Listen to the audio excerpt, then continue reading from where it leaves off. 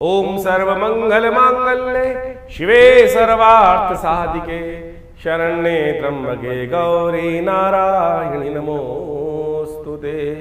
जेन बद्धो बलि राजा दानवेन्द्रो महाबला तेन त्वां प्रतिपद्नामि रक्षे माचल गंगा तरंग रमणीय जटा कलापम गौरी निरंतर विभूषित वाम भागम नारायण प्रियमनंगमदापहारम वाराणसी कुलपतिम भज विश्वनाथम।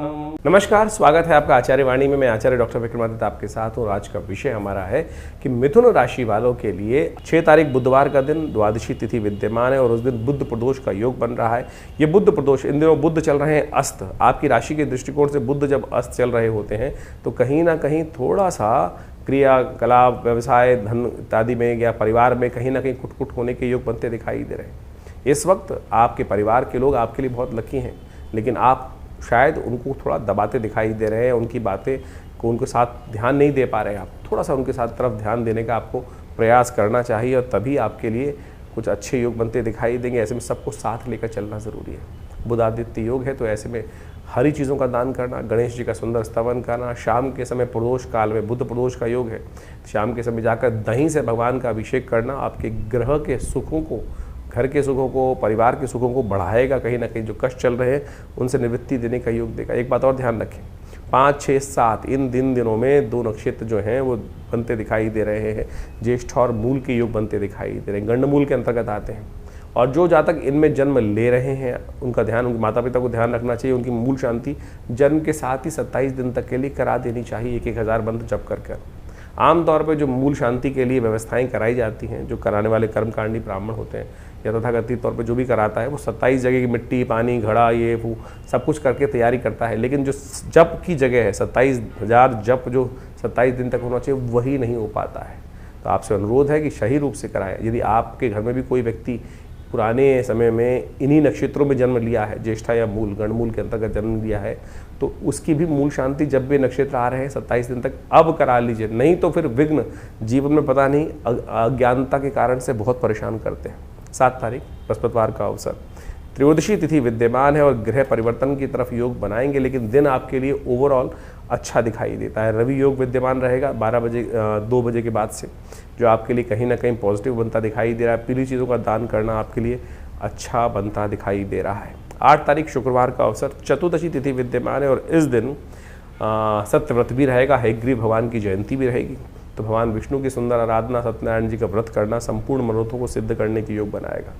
ग्रहों के दृष्टिकोण से मनोमस्तिष्क में थोड़ा सा कहीं ना कहीं बंधन परेशान करता दिखाई दे रहा है। मन जो है वो जो थोड़ा सा डोलता दिखाई दे रहा है इधर उधर कि इस रास्ते जाऊं या उस रास्ते जाऊं।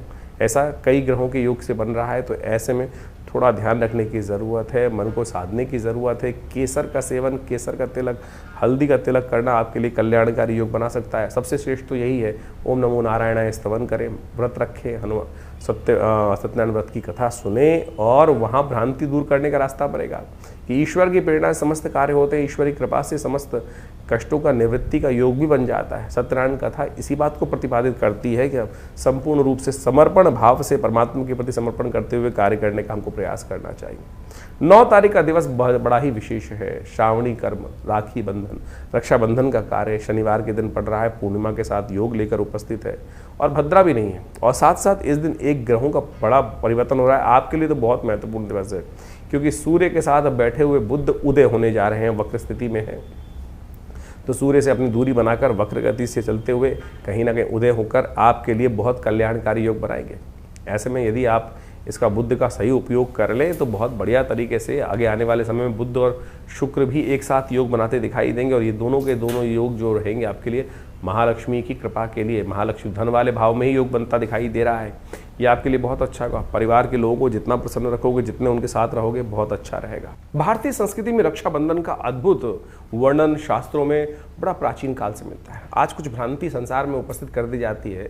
आज हमारे मॉडर्न हिस्टोरियंस ने जिस प्रकार से राखी को कुर्मावती और हुमायूं के साथ जोड़कर बना दिया और उसके द्वारा उन कथाओं को हमारी टेक्स्ट बुक्स में डालकर, एनसीईआरटी की टेक्स्ट बुक्स में डालकर कुछ वर्ष पूर्व ऐसी व्यवस्था बना दी गई, शायद हमारे बच्चे, हम सब लोग यही सोचते हैं कि हमारी संस्कृति तो शायद हुमायूं से पहले थी नहीं, मुगलों से पहले थी नहीं, लेकिन यदि शास्त्र में वर्णित, हमने आरंभ में एक मंत्र पढ़ा था, जेन बद्धो बलि राजा दानवेंद्रो महाबला तेन त्वाम प्रतिबदनामी रक्षे महाचल माचल। यानी भगवती महालक्ष्मी ने ये सबसे पहला जो राखी का बंधन था, ये बड़ा, अब ये शास्त्र में वर्णन जो आता है कैसे किया उन्होंने, उसके लिए राजा बलि की कथा चलती है। भगवान वामन का जब अवतरण हुआ तो उस वक्त उन्होंने 3 पग में समस्त जो संसार को नाप लिया था। जो 2 पग में नापने के बाद तीसरा पग कहाँ रखा था, बलि के सिर पे रख दिया था। बलि ने कहा था कि आपने संपूर्ण संसार पर तो आधिपत्य स्थापित कर लिया, जो दान मैंने दिया उसको स्वीकार कर लिया, और अब तीसरा पग जो रखना है वो प्रभु आपने अभी मेरे शरीर पर विजय नहीं प्राप्त करी,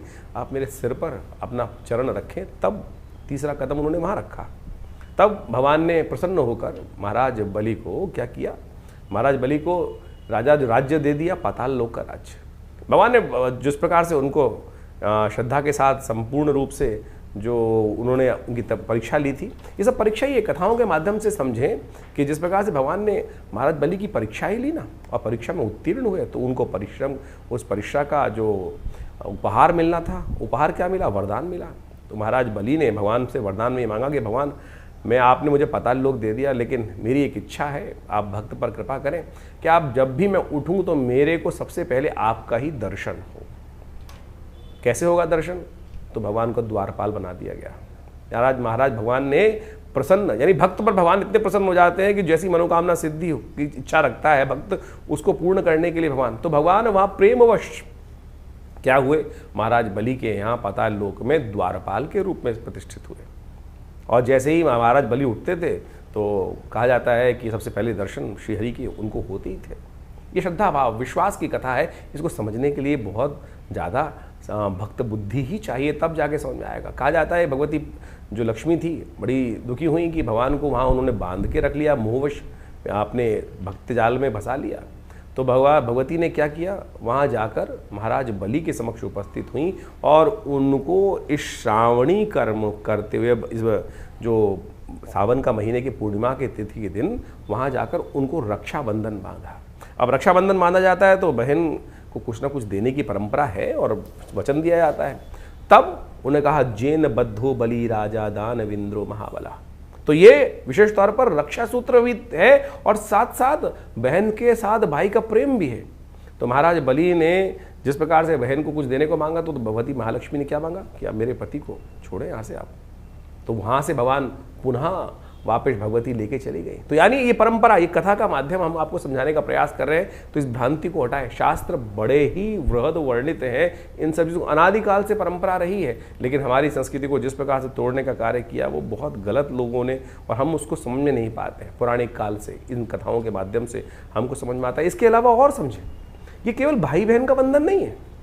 बहुत सारे लोग तो केवल भाई बहन को जिस प्रकार से कह देते हैं, नहीं, ये विजय का संकल्प है, ये संकल्प बुद्धि का चमत्कार है कि हम संकल्पबद्ध होकर, इंद्राणी ने इंद्र को भी रक्षा सूत्र बांधा था, जेन बद्धो बलिराज दानवेंद्र महावत्तेनो। जो इंद्र ने विशेष तौर पर, इंद्र जब युद्ध में लगातार हार रहे थे तो इंद्राणी ने संकल्प कर कर, यज्ञ कर कर एक रक्षा सूत्र इंद्र के हाथ में बांधा कि ये मेरा संकल्प है, ये मेरी सतीत्व का संकल्प है कि इसको बांध के जाओ, इस रक्षा सूत्र को। ये राखी जो है वो रक्षा सूत्र है। ये ब्राह्मण अपने शिष्यों को बांधते हैं, गुरु अपने शिष्यों को बांधते हैं। तो इसके द्वारा जो आप पूजा कर्म इत्यादि करते हैं, तो उसमें सबसे पहले कर्म के आरंभ करने से पहले वो हाथ में जो रक्षा सूत्र बांधा जाता है, वही तो वास्तविक तौर पर राखी है। आज हमको इन शास्त्रों को समझना चाहिए और ये चमत्कारिक काम करता है। ये आपका संकल्प है, इसको मंत्र से सिद्ध कर कर ही धारण करने का प्रयास करना चाहिए। तो हम आपको इन सब सिद्धांतों को समझाने का प्रयास कर रहे हैं, तो आप इस पे विश्वास जगाएं। ये केवल परंपरा नहीं है, बहुत सारे लोग परंपरा के अनुसार, इस बार तो बड़ा सुंदर योग ऐसा बन रहा है कि भद्राव है ही नहीं पृथ्वी पर, तो आप आनंद भाव से किसी वक्त भी इन समस्त कर्मों को करने का सुंदर योग बना सकते हैं। भगवान का सुंदर स्तवन करें और उसके बाद भाई और बहन के संबंध, जो परिवार के संबंध है, उनको बहुत आनंद के साथ समझाते हुए इस कर्म को करें। कल्याण के सुंदर योग बन सकते हैं। तो मिथुन राशि वालों, राखी बड़ा अद्भुत संयोग लेकर इस पर उपस्थित हो रही है। जिस प्रकार से योग बन रहे हैं राखी के दिन, उस दिन ग्रहों की स्थिति को समझते हुए आपके लिए बड़ा अच्छा कल्याणकारी योग बन सकता है। जैसा हमने कहा कि महालक्ष्मी कृपा प्राप्त करने का सुंदर रास्ता बनना अब आगे ग्रहों के परिवर्तन के साथ। इसी दिन बुध परिवर्तन की तरफ जा रहे हैं और आपकी राशि के मालिक भी हैं। तो खास तौर पे कहते हैं कि यदि ऐसे में राखी का दिन जो है वो आपके लिए वरदान साबित हो सकता है, क्योंकि ये परिवर्तन का दिवस है। भगवान विष्णु के जीवन में भी परिवर्तन ला दिया भगवती महालक्ष्मी ने एक कर्म कर कर। तो ऐसे में आप भी इस रक्षा सूत्र के दिन एक रक्षा सूत्र यदि अपने परिवार के जनों को बांधें तो वो संपूर्ण रूप से कल्याण के योग बना सकता है। रेशमी वस्त्र युक्त साथ में चावल और तिल युक्त जो राखी को बांधकर अपने परिवारजनों को रक्षा सूत्र के रूप में बांधेंगे तो कहा जाता है कि समस्त कष्ट हरने के योग बन जाएंगे। ऐसे ग्रह नक्षत्रों के दृष्टिकोण साथ साथ आपके लिए श्रेष्ठ रहेगा कि आप जो तिलक कर रहे हैं उस तिलक में चंदन का उपयोग अवश्य करें। चंदन का तिलक करना ये आपके लिए संपूर्ण रूप से कल्याणकारी योग बनेगा। उसमें यदि यज्ञ आदि भस्म का संविष्ट कर यज्ञ की भस्म से भी तिलक करोगे तो वो भी आपके लिए सबसे कल्याणकारी योग बनाए, क्योंकि इन दिनों आपके भाग्य में कहीं ना कहीं राहु का डंक लगा हुआ है, वो भ्रमित करना दिखाई दे रहा है। तो ऐसे में रक्षा सूत्र बांधते हुए यदि एक मंत्र का उच्चारण करें तो आपके लिए बहुत अच्छा रहेगा। ओम नमः शिवाय का स्तवन करते हुए यदि आप रक्षा सूत्र को सिद्ध कर 11 बार मंत्र को सिद्ध कर जिसके भी हाथ में रक्षा सूत्र बांधेंगे उनके जीवन के कष्टों को, भ्रमों को दूर करने के लिए ये राखी अद्भुत रूप से सहायक सिद्ध हो सकती है। 10 तारीख का दिन रविवार का अवसर है और ऐसे में भाद्रपद का महीना आरंभ हो रहा है। प्रतिपदा तिथि है कृष्ण पक्ष की। गजकेसरी योग का आरंभ सूर्योदय से पहले ही हो रहा है आपकी राशि के दृष्टिकोण से, तो ये आपके लिए अच्छा भाग्य से उन्नति का योग बनता दिखाई दे रहा है। लेकिन जिस प्रकार से राहु चंद्रमा के साथ ग्रसित है तो मन से भ्रमों को दूर करने के लिए एक उपाय भी आपको करना चाहिए। अपने घर में कुछ दिन तक लगातार एक काम करें, क्योंकि राहु अभी तो कभी करीब 1-1.25 साल यहाँ चलने वाले हैं, 1.5 साल चलने वाले हैं। गूगल की धुनी अवश्य किया करें, ये आपके भाग्य को सौभाग्य में परिवर्तन करने का रास्ता बनाएगा। तो ग्रहों का जो ये प्रभाव जो आपने अभी समझा, आपकी राशि के दृष्टिकोण से किस प्रकार का योग बन रहा है, जो परिवर्तन का समय इस वक्त चल रहा है, शनि मंगल का टकराव चल रहा है, शनि वक्री चल रहे हैं, बृहस्पति और शुक्र की युति चल रही है, इन सब का प्रभाव वर्तमान में हर व्यक्ति के दृष्टिकोण से अलग अलग पड़ रहा है। मूल जन्मपत्री राशि के दृष्टिकोण से इस बात को हमें समझना चाहिए कि ऐसा नहीं है कि हर राशि वाले के लिए, जैसे जिस राशि का जो ग्रह योग बन रहा है वो हर राशि वाले के लिए उसी प्रकार का ही बनेगा, ऐसा नहीं हो सकता है। क्यों नहीं हो रहा है इस प्रकार से? बहुत सारे बात लोग व्यंग्यात्मक तौर पे करते हैं कि 12 राशि के दृष्टिकोण से ये परिवर्तन का प्रभाव तो हर व्यक्ति के साथ ऐसे ही होगा। नहीं, आपकी मूल जन्मपत्री में ग्रहों की युति किस प्रकार से है, आप ये मान के चले कि किस प्रकार का योग बन रहा है। इसको ऐसे कैटेगराइज कर लीजिए कि एक स्पेसिफिक ब्लड ग्रुप का व्यक्ति है, क्या जब कोई बीमारी आ रही है मौसम के अनुसार परिवर्तित हो रही है कि सब लोग उसी के अनुसार से बीमार हो रहे हैं, क्या ऐसा नहीं होता है। तो आपकी मूल जन्मपत्री, आपकी मूल जो आप प्रकृति है वो किस प्रकार की है, उसका प्रभाव किस प्रकार से है, कौन इम्यून स्ट्रांग है, कौन इम्यून वीक है, तो उसका प्रभाव उस हिसाब से होता है। तो इसी प्रकार से ज्योतिष के दृष्टिकोण से इस बात को हमें समझना चाहिए कि परिवर्तन के योग बन रहे हैं। वर्तमान में ट्रांजिट के प्लैनेट के दृष्टिकोण से हमने आपको राशि के दृष्टिकोण से वो बताया, इंडिविजुअल आपकी जन्मपत्री में क्या प्रभाव पड़ रहा है उसको अच्छे से आपको समझना चाहिए। दशाएं, अंतर दशाएं, ग्रहों का प्रभाव, कौन से ग्रह आपके जन्म में पूर्व अर्जित कर्म के अनुसार से किस प्रकार के योग आप बनाकर बैठे हुए हैं और कैसे उसमें परिवर्तन लाने के योग बन रहे हैं। तो ग्रहों की गोचर ये आपको अच्छे से समझाने का प्रयास करती है और जल्दी जल्दी यदि आप परिवर्तन का रास्ता देखना चाहते हैं, प्रभाव देखना चाहते हैं, तो उसको सही से समझकर यदि आप कार्य कर लेंगे तो बहुत अच्छे से परिवर्तन के योग बन जाते हैं।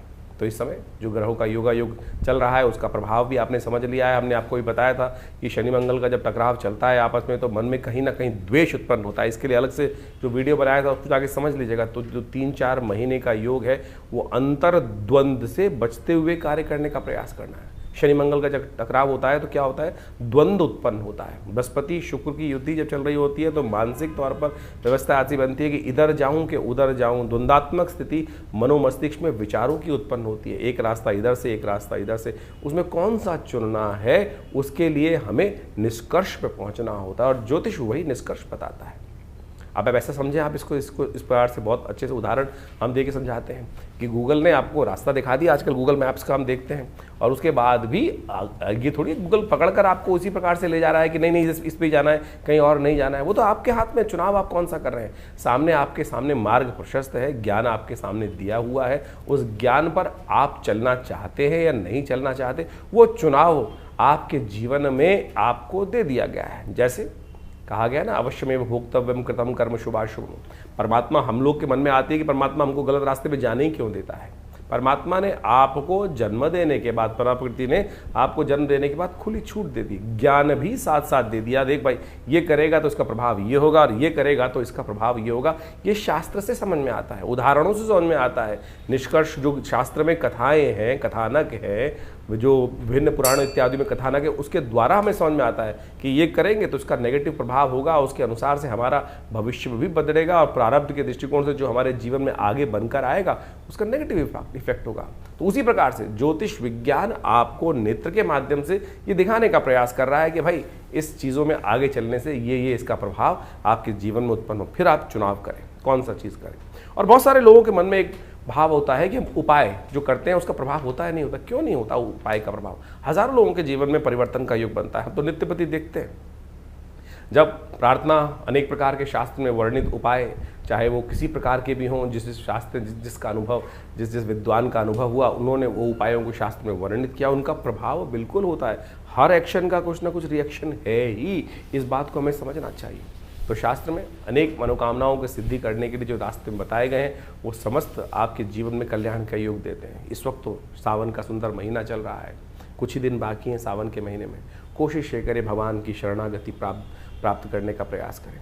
देखिए, 9 ग्रह आपके जीवन में बहुत सारे खेल खेलते हैं, बहुत सारे खेल आते हैं, अच्छे बुरे सब प्रकार के आते हैं, लेकिन भावी मेट सके त्रिपुरारी ये भाव से हम ध्यान रखना चाहिए। तुलसी बाबा ने बड़े सुंदर रूप से लिखा है कि हमारे जीवन के जो कष्ट हैं वो कौन मेट सकते हैं? भगवान शंकर ही मेट सकते हैं। और भगवान शंकर का अनुग्रह, ये 10वां ग्रह है, इसका अनुसरण करने का प्रयास करो। 9 ग्रह तो जो खेल खेलेंगे, ब्रह्मा मुरारी त्रिपुरा अंतरकारी भानु शशि भूमि सुतो बुधश्च, ये सब तो ग्रह चलते ही रहेंगे, लेकिन इसके बाद भी जो 10वां ग्रह है प्रभु का अनुग्रह हम प्राप्त करने का प्रयास करें। शिवरात्रि नवरात्रों में, विशेष तौर पर सावन के महीने में विशेष कार्यक्रम चलते हैं, हर क्षेत्र में चलते हैं, भारत के क्या पूरे विश्व में जहाँ जहाँ सनातन की पद्धति रही, वो जहाँ जिस प्रकार भी योग होते हैं, लोग भगवान की शरणागति प्राप्त करते हैं। और कथाओं के माध्यम से वो विश्वास जागना चाहिए कि 1 लोटा जल भी भगवान शंकर को यदि अर्पित करेंगे तो बहुत सारे कष्टों से निवारण करने का ये विश्वास है हमारा, ये संस्कृति का विश्वास है। और ये अनुभव भी है कि भगवान समस्त कष्टों को हर लेते हैं। जैसे दूध अगर डालेंगे भगवान शंकर पुष्टि के योग बनेंगे। भगवान के अपने मनोरथ सिद्ध करने के लिए अनेक प्रकार से अनेक विधान शास्त्र में उपस्थित किए गए हैं। तो इस वक्त रुद्राभिषेक का समय चल रहा है, कोशिश करें अपनी श्रद्धा के अनुसार से भगवान को जल अर्पित करें, दूध से भगवान का अभिषेक करें, दही से भगवान का अभिषेक करें, घी से भगवान का अभिषेक करें, इच्छू रस, गन्ने के रस से भगवान का अभिषेक करें। और बहुत सारे अनेक प्रकार के जो शास्त्र में वर्णन जो किया है जिन प्रकार की पद्धतियों को, उन सब चीज़ों को कर लेने से बहुत बढ़िया अद्भुत प्रकार के योग कर्म के द्वारा वो योग बना सकते हैं आप। तो इन सबको समझें। हमने विवेकानंद योगाश्रम में पूरे सावन के महीने में नित्य प्रति रुद्राभिषेक रखा, बहुत सारे लोगों ने उसमें भाग लिया। लोगों ने अपने मनोकामना सिद्धि के लिए अपने अपने अनुसार से उसमें समर्पण संपूर्ण साथ देकर उस कार्य को किया। कुछ दिन और शेष बाकी हैं। शुक्ल पक्ष का अंतिम समय चल रहा है, जिसमें बड़ी श्रद्धा के साथ बड़े उत्सव। कृष्ण पक्ष से ज़्यादा शुद्ध माना जाता है शुक्ल पक्ष, क्योंकि चंद्रमा गति को प्राप्त वृद्धि की तरफ जा रहे होते हैं। जो पूर्णिमा के दिन सुंदर योग बनता है, श्रावणी कर्म उपाकर्म, उसी दिन तो अमरनाथ में जल चढ़ता है। तो कोशिश ये करें श्रद्धा के साथ भगवान के इस सुंदर मास में संपूर्ण रूप से भगवान के प्रति समर्पण करने के लिए आप विवेकानंद योगाश्रम में आ सकते हैं। जो 2 सोमवारों का सुंदर योग रहेगा, तीसरा चौथा सोमवार, जो चौथा सोमवार का योग बन रहा है, उसमें अवश्य भगवान के श्री चरणों में उपस्थित होकर आश्रम में जो प्रतिष्ठित बड़े विशाल भगवान शंकर के श्री विग्रह, फेसबुक पर जाकर आप हमारे उस कार्यक्रम को डेली लाइव भी देख सकते हैं। जो हमारा फेसबुक है आचार्य वाणी आचार्य विक्रमादित्य, उसमें हम लाइव डेली उस पूजा को दिखाते हैं, कराते हैं। आप सब भी उस दिव्य रुद्राभिषेक कर्म में सम्मिलित हों। भगवान का सुंदर रुद्राष्टाध्यायी के द्वारा जो स्तवन चलता है और उनका पाठ चलता है, उनका जलात्मक दुग्धात्मक अनेक प्रकार से औषधियों से जो अभिषेक चलता है, उसमें सम्मिलित होकर भगवान के प्रति अपनी श्रद्धा के समन को अर्पित करें। और रविवार वाले कार्यक्रम में तो आप सब सदा आमंत्रित ही रहते हैं, उसमें आप आएँ। दिल्ली में ये विवेकानंद योगाश्रम जमनाबाद लक्ष्मी नगर क्षेत्र में स्थित है और पूरा एड्रेस हमारे फ़ोन नंबर से संपर्क साध सकते हैं। हमारी जो वेबसाइट है आचार्यविक्रमादित्य.com, उस पर भी जाकर संपूर्ण जानकारी लेने का योग बना सकते हैं। धन्यवाद, नमस्कार।